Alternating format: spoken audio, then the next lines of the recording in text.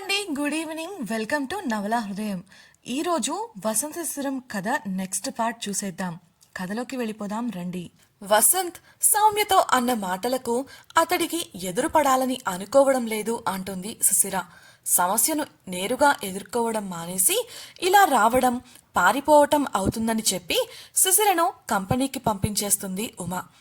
ఆమెను హరీష్ ఎవరికీ కనిపించకుండా ప్రత్యేకమైన ఛాంబర్కు తీసుకువెళ్లగా ఆమె బాధ్యతను హేమంత్కు అప్పగించి వెళ్లిపోతాడు అతడు. ఇన్వెస్టిగేషన్లో భాగంగా శిశిర పనిచేస్తున్న క్యాబిన్ను చెక్ చేస్తుండగా ఆమె పేరుతో ఒక కవర్ దొరికింది. అందులో ఉన్న లెటర్ను, బంగారు గొలుసును చూపిస్తూ శిశిరను కోపంగా నిలదీస్తున్నాడు భాస్కర్. బంగారు గొలుసు వంక అయోమయంగా చూస్తూ, ఇదంతా అబద్ధం, దీనికి నాకు ఎటువంటి సంబంధమూ లేదు, అసలిది ఎలా వచ్చింది? కంగారుగా ప్రశ్నించింది శిశిర. ఆమెలో వాటిని చూడటమే అసహనం మొదలైంది.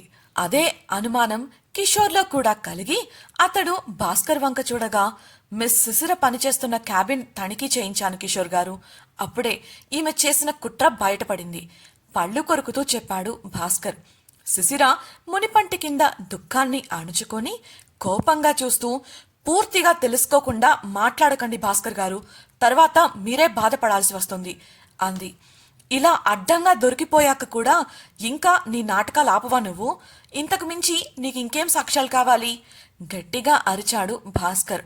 శిశిర ఏదో చెబుతున్నంతలో కిషోర్ ఆమెను ఆపి, భాస్కర్ గారు ప్లీజ్, తను ఇలాంటి పని చెయ్యదు, అందుకు నేను గ్యారంటీ ఇవ్వగలను, ఎక్కడో ఏదో పొరపాటు జరిగింది అనగా కిషోర్ వంక అపనమ్మకంగా చూశాడు భాస్కర్. మీరు కాస్త శాంతంగా ఉంటే నేనెందుకు ఇలా చెబుతున్నానో మీకు వివరిస్తాను అంటూ పక్కనే ఉన్న కుర్చీ చూపించాడు కిషోర్. భాస్కర్ కూర్చోగా, హైదరాబాద్ సమ్మిట్లో జరిగిన సంఘటన మీకు గుర్తుందా అని అడిగాడు కిషోర్. భాస్కర్ నొసలు చిట్లించి చూస్తూ ఉంటే, ఒకవేళ శిశిర మీరన్నట్లు డబ్బులకు నగలకు ఆశపడే అమ్మాయే అయితే ఆ రోజు దినేష్తో అంత ఫైట్ చేయాల్సిన అవసరం ఏముంది? తనకు ఆత్మాభిమానం ఎక్కువ, అందుకే ఆ రోజు ఏం జరిగినా సరే దినేష్కు లొంగిపోకూడదు అని పోరాడింది. అప్పుడే తన డిటర్మినేషన్ గురించి మాకు తెలిసొచ్చింది. అవకాశాలు సులభంగా దక్కుతాయని వ్యక్తిగత విలువలను వదిలేసే అమ్మాయి కాదు తను. ఒకసారి మీరే ఆలోచించండి. అతడిలో ఆలోచనలను చిగురింపచేయాలని ప్రయత్నించాడు కిషోర్. భాస్కర్కు కూడా కిషోర్ సరిగానే చెబుతున్నట్లు అనిపించింది. సౌమ్యంగా, అది సరే సార్, కానీ ఈ కవర్ సంగతేంటి? ఆమె క్యాబిన్లోనే దొరికింది, ఆమె పేరు కూడా ఉంది, ఆ లెటర్ కూడా చూశారు కదా అని కిషోర్ను ప్రశ్నించాడు. మీ ఆలోచన నాకు అర్థమవుతోంది భాస్కర్ గారు, కానీ ఒక్క విషయం ఆలోచించండి. నిజంగా శిశిరనే రైవల్ కంపెనీకి సాయం చేసుంటే తనిప్పుడు కంపెనీకి ఎలా వస్తుంది? మరీ ముఖ్యంగా ఇలాంటి పనులు చేస్తున్నప్పుడు ఎవరైనా ఇంత క్లియర్గా పబ్లిక్గా డబ్బులు నగలు ఇస్తారా? ఎంత గోప్యంగా ఉండాలి? కానీ ఇక్కడ ప్రతిదానిలో తన పేరుంది అంటే మీకు అనుమానం రావట్లేదు? వివరించాడు కిషోర్. కవర్ మీద అడ్రస్ లేకుండా కేవలం శిశిర పేరు ఉండటం, మరీ ముఖ్యంగా లెటర్లో కూడా శిశిర పేరు ఉండటంతో అతడికి ఎవరో ఇదంతా కావాలని శిశిరను ఇరికించాలని చేస్తున్నట్లు అప్పటికే అర్థమైంది. అదే విషయాన్ని భాస్కర్కు అర్థమయ్యేలా చెప్పాడు కిషోర్. అంటే మీరనేది ఎవరో కావాలని ఆమె పేరును వాడారు అంటున్నారా? అంత అవసరం ఎవరికుంది? అయోమయంగా అడిగాడు భాస్కర్. ఏమో తెలియదు, అది కనిపెట్టాల్సిన బాధ్యత మనదే అంటూ టేబుల్పై ఉన్న కవర్ను చేతిలోకి తీసుకున్నాడు కిషోర్. దాన్ని పరిశీలిస్తూ, ముందు కవర్ మిస్ శిశిర క్యాబిన్లోకి ఎలా వచ్చిందనేది కనుక్కోవాలి. శిశిర, మీరు దీన్ని ఇంతకు ముందు ఎప్పుడైనా చూసారా అని అడిగాడు కిషోర్. శిశిర ముభావంగా చూస్తూ తల అడ్డంగా ఊపగా, సో మీరు నిన్న క్యాబిన్లో ఉన్నంత వరకు ఇది మీ క్యాబిన్కు రాలేదు, కాబట్టి మీరు వెళ్లిపోయాక మీ క్యాబిన్లో ఏం జరిగిందో తెలుసుకోవాలి. భాస్కర్ గారు, ఆ ఏరియాలో సీసీ కెమెరాలు ఇప్పుడు పనిచేస్తున్నాయి కదా, ఫుటేజ్ పరిశీలించండి ఆర్డర్ వేశాడు కిషోర్. ఆ పని మీద వెళ్లిన భాస్కర్ కొంతసేపటి తర్వాత ఒక అటెండర్ను తీసుకుని తిరిగొచ్చాడు. అటెండర్ ముందుగా వారికి విష్ చేసి చెప్పడం మొదలుపెట్టాడు. ఈ కవర్ ఆ క్యాబిన్లో పెట్టింది నేనే సార్, నిన్న సిగరెట్ తాగాలని బయట ఉన్న బడ్డీ కొట్టుకు వెళ్ళాను. అక్కడే ఒక మనిషి ఈ కవర్ ఇచ్చి ముఖ్యమైన పని మీద అర్జెంటుగా వెళ్ళాలి, ఈ కవర్ శిశిర గారికి అందివ్వమని చెప్పాడు. అర్జెంటు పని అనేసరికి కాదనలేకపోయాను. నాకొక 500 రూపాయలు కూడా ఇచ్చాడు సార్. మేడంకి కవర్ ఇద్దామని వెళితే మేడం లేరు, అందుకే ఆవిడ క్యాబిన్లో పెట్టి వెళ్ళిపోయాను చెప్పడం ముగించాడు అతడు. అవునా, అతన్ని చూస్తే గుర్తుపట్టగలవా? ఆనవాళ్లు ఏవైనా చెప్పగలవా?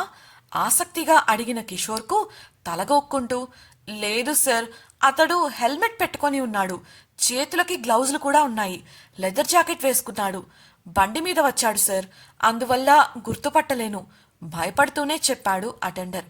అతడి వివరణతో నిజంగానే ఇదంతా శిశిరను ఇరికించాలని ఎవరో చేస్తున్న పని అని ఆలోచించడం మొదలుపెట్టాడు భాస్కర్. బండి మీద వచ్చాడు అంటున్నావు, బండి నంబర్ ఏదైనా గుర్తుందా? బండి ఎలా ఉంటుంది? అటెండర్ను ప్రశ్నించాడు భాస్కర్.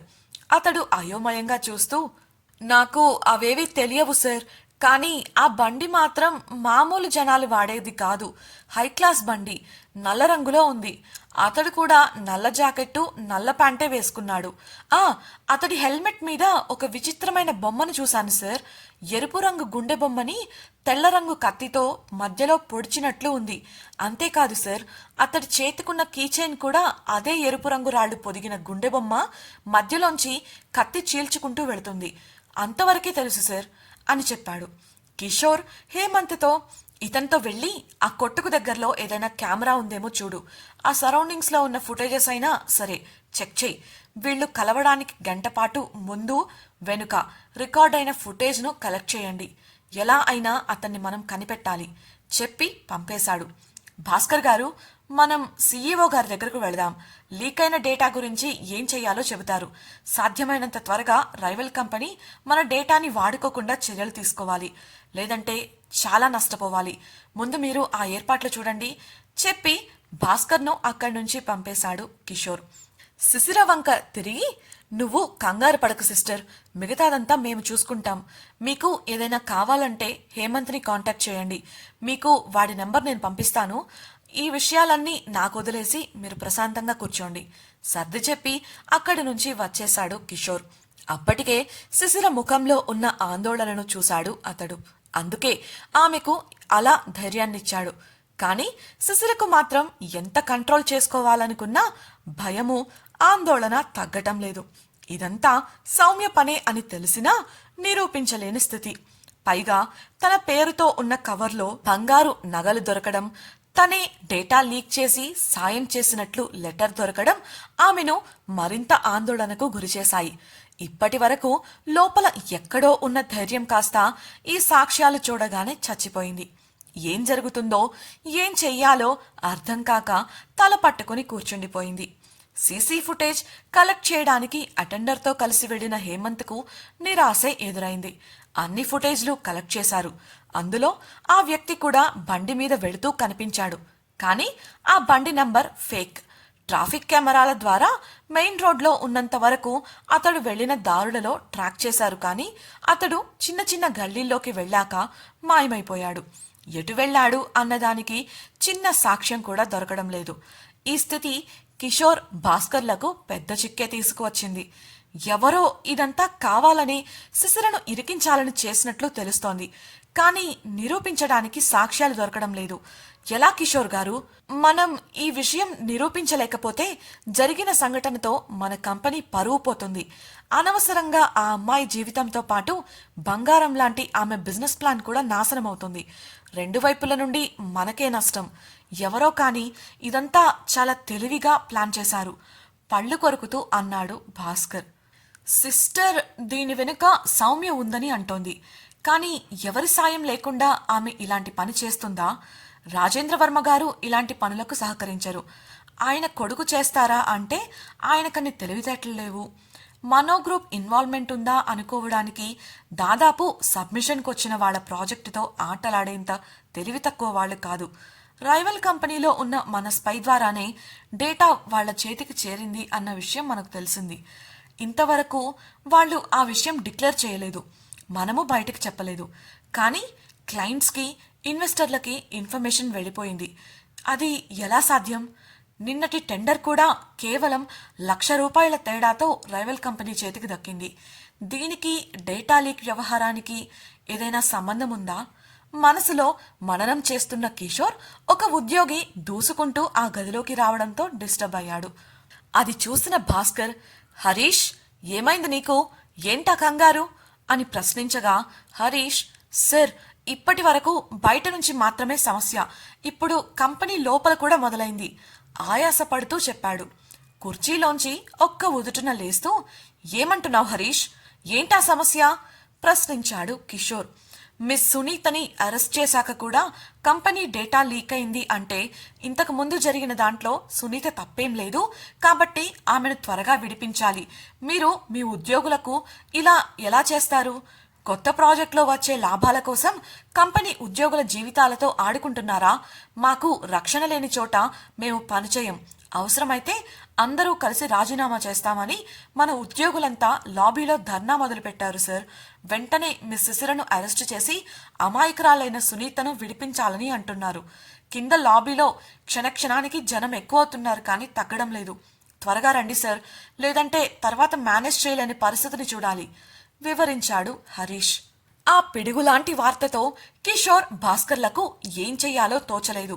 గబగబా అంతా కిందనున్న లాబీకి చేరుకోగా సిసిరను సపోర్ట్ చేస్తున్న కంపెనీకి వ్యతిరేకంగా నినాదాలు చేస్తూ కనిపించారు కంపెనీ ఉద్యోగులు. కిషోర్ వారికి నచ్చచెప్పాలని ప్రయత్నం చేసినా ఎవ్వరూ ఆగలేదు. వారి నిస్సహాయ స్థితిని పై ఫ్లోర్ నుండి చూస్తున్న సౌమ్య చాలా సంబరపడిపోయింది. ఇంతకీ ఉద్యోగుల్లో వచ్చిన ఈ వ్యతిరేకతకు కారణమెవరు? ఇప్పుడు ఉద్యోగులను ఆపడం ఎలా? సుశీల ఈ సమస్య నుండి ఎలా బయటపడుతుంది? వసంత్ తీసుకోబోయే నిర్ణయం ఏంటి? సుశీలను కాపాడేందుకు ఇక ఏ ఆధారము దొరకనట్లేనా? తెలుసుకోవాలనుకుంటున్నారా? అయితే ఛానల్ను సబ్స్క్రైబ్ చేసి వసంత శిశిరం నెక్స్ట్ పార్ట్ వినేయండి. అలాగే మీకు ఈ వీడియో నచ్చినట్లయితే లైక్ చేసి మీ సన్నిహితులకు షేర్ చేయండి. మీ అభిప్రాయాలను మాతో పంచుకోవడం కోసం కామెంట్ సెక్షన్లో తెలియజేయగలరు. ఇట్లు మీ నవలా హృదయం team. Thank you for listening.